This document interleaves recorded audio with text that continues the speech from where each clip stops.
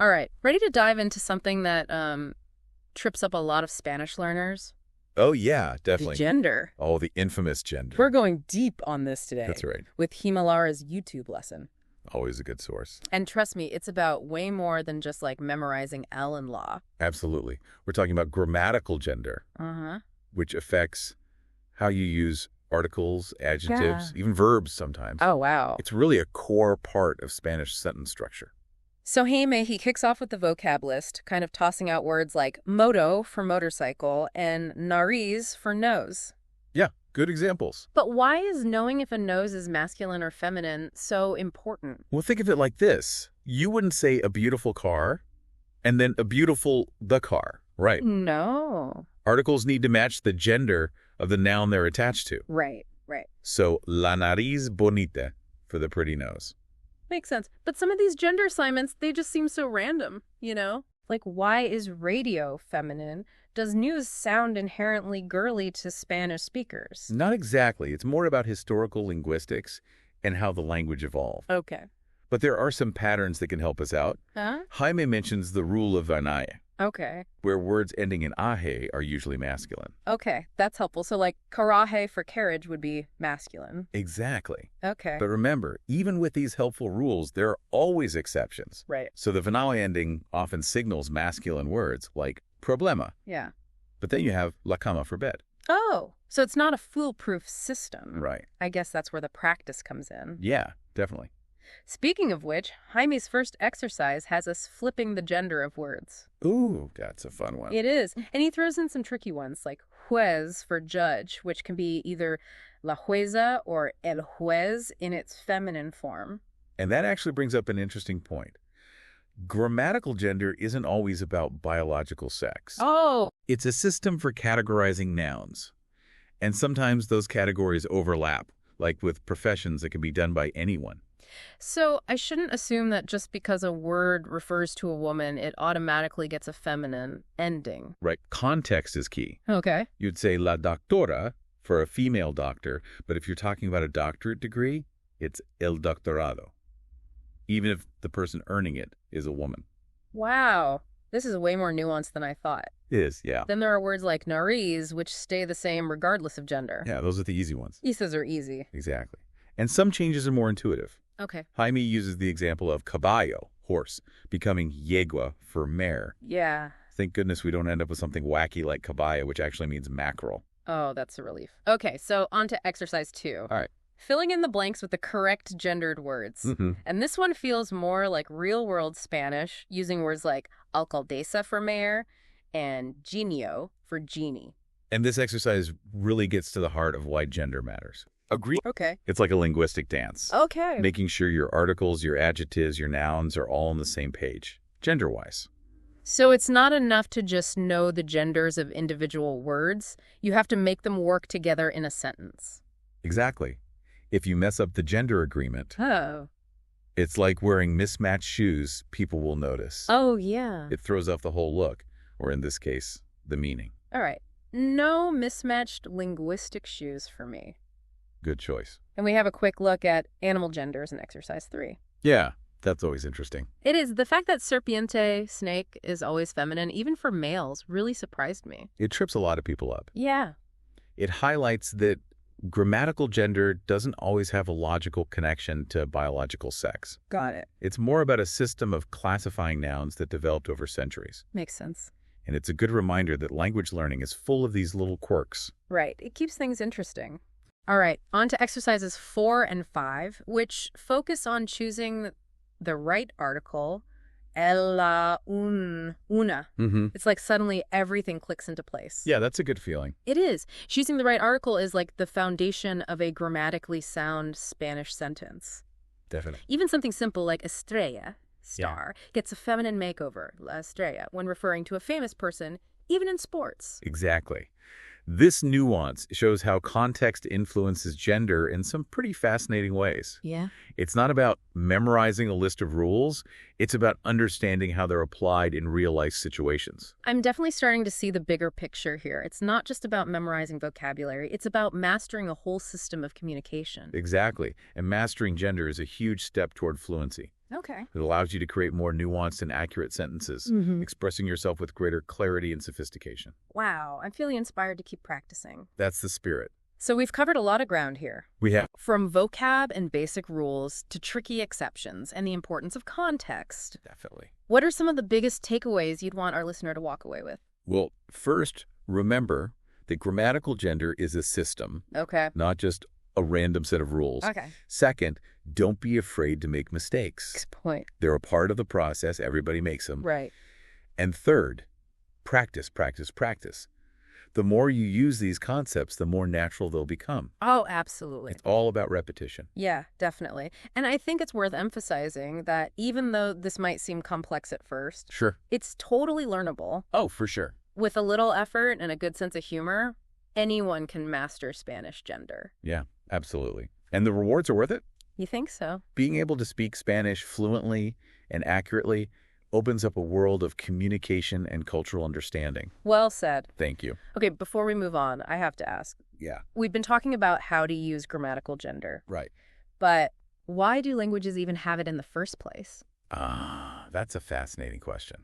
Hold that thought. We'll get Oh. into that right after. Complete break. I was going to say we'll get into it in the next one. Even better. Yeah, much less of a cliffhanger. Sounds good. All right, looking forward to it. Me too. Hmm. So back to your question about why languages have grammatical gender. Yeah.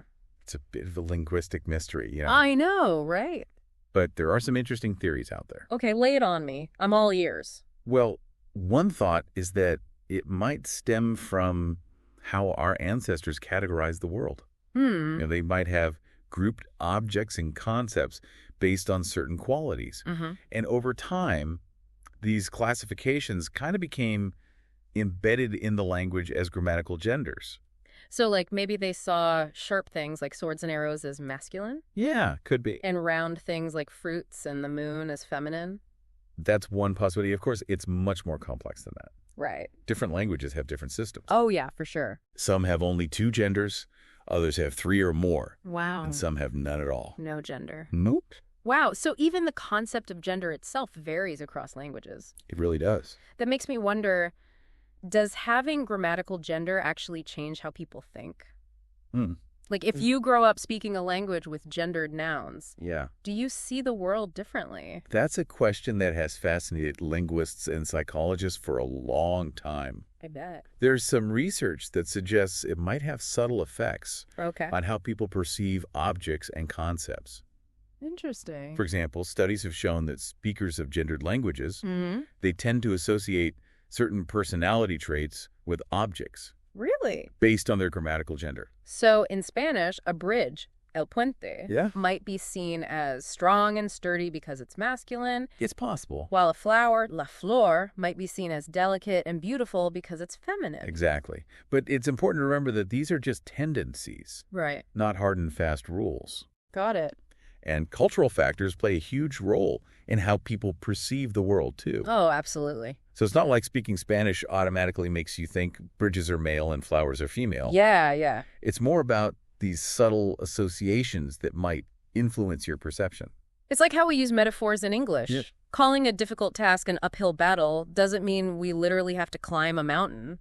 That's a great analogy.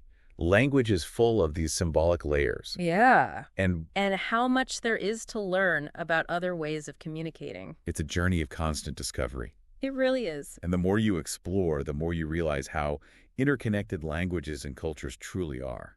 Well said. And I bet our listener is feeling just as inspired I hope so. to keep digging deeper into the world of language learning. I think there's always something new to discover. So, as we kind of wrap up this part of our deep dive, Sure. let's leave our listener with a final thought to ponder. Okay, I like that. What's something that has really stuck with you? About Spanish gender? Yeah, or grammatical gender in general. For me, it's the realization that language is much more than just a tool for communication. It's a reflection of our history, our culture, Yeah. and even our cognitive processes. Wow. And grammatical gender, with all its quirks and complexities, it's a testament to that. That's a great point. They think so. It reminds me that even seemingly small aspects of language Yeah. can reveal these profound insights into how we think Mm. and how we understand the world around us. Exactly. Yeah. And by embracing those complexities, Yeah. we can enrich our understanding of not only other languages, Okay. but also our own. Beautifully said. Okay, I'm still kind of buzzing from that last point. Yeah, it's pretty mind-blowing. It's amazing to think about, how much history and culture are baked into something as seemingly basic as grammatical gender. Yeah, it really highlights how language is constantly evolving, Right. adapting, Yeah. reflecting the changing world around it. So I guess the big question now is, where do we go from here? What's the takeaway for our listener who's maybe just starting to wrap their head around Spanish gender? Well, I think the biggest piece of advice is don't get discouraged. Okay, good advice. It's a complex system. Right. And even native speakers make mistakes. Oh, that's comforting to hear. Yeah, it happens to everybody. So it's more about progress, not perfection. Absolutely, yeah. Right. Embrace those stumbles as learning opportunities. Yeah. The more you practice, the more those patterns will just start to click into place. So what are some practical steps our listener can take to really solidify their understanding? Well, first, I'd say pay attention to the genders of nouns as you encounter them. Okay. Don't just memorize the word itself. Uh-huh. Learn its gender as well. So like making flashcards with la casa instead of just casa. Exactly. And don't be afraid to use those handy rules. Right. Like the rule of age. Yeah. But also be aware of the exceptions, right? Right, because no rule is perfect, That's right. as we learned. Exactly. Okay, so pay attention, use the rules. What else? Second, make a conscious effort to apply those gender rules Okay. in your speaking and writing. Right. Pay attention to how articles, adjectives, even verbs change, Right. depending on the gender of the noun. So even if you mess up, the act of trying helps reinforce the concept. Exactly. The more you practice, the more natural it will become. I love that. It's all about building those neural pathways, Yeah. one L and la at a time. And finally. Finally, immerse yourself in the language as much as possible. Ooh, yes. Read Spanish books, Okay. watch Spanish movies, Uh-huh. listen to Spanish music. I like it. The more you surround yourself with the language, Yeah. the more intuitive those gender rules will become. So it's not just about studying grammar rules in isolation. It's about experiencing how they work in real life context. Precisely. Yeah. And the beauty of it is, the more you immerse yourself, Yeah. the more you'll pick up on those nuances Uh-huh. and exceptions that make language so fascinating. This has been such an insightful conversation. It has. I feel like I've not only learned a lot about Spanish gender, Yeah. but also gained a deeper appreciation for the complexities of language itself. Me too. I hope our listener feels empowered To keep going. to continue their language learning journey. Yeah. With a renewed sense of curiosity and confidence. To our amazing listeners out there, keep those brains engaged. Keep learning. Keep those ears tuned to Spanish. And most importantly, yes. keep having fun with it. Absolutely, because at the end of the day, language learning is all about connecting with the world around us That's right. in new and meaningful ways. Couldn't have said it better myself. All right, that's a wrap for this deep dive. Until next time. Until next time, adios.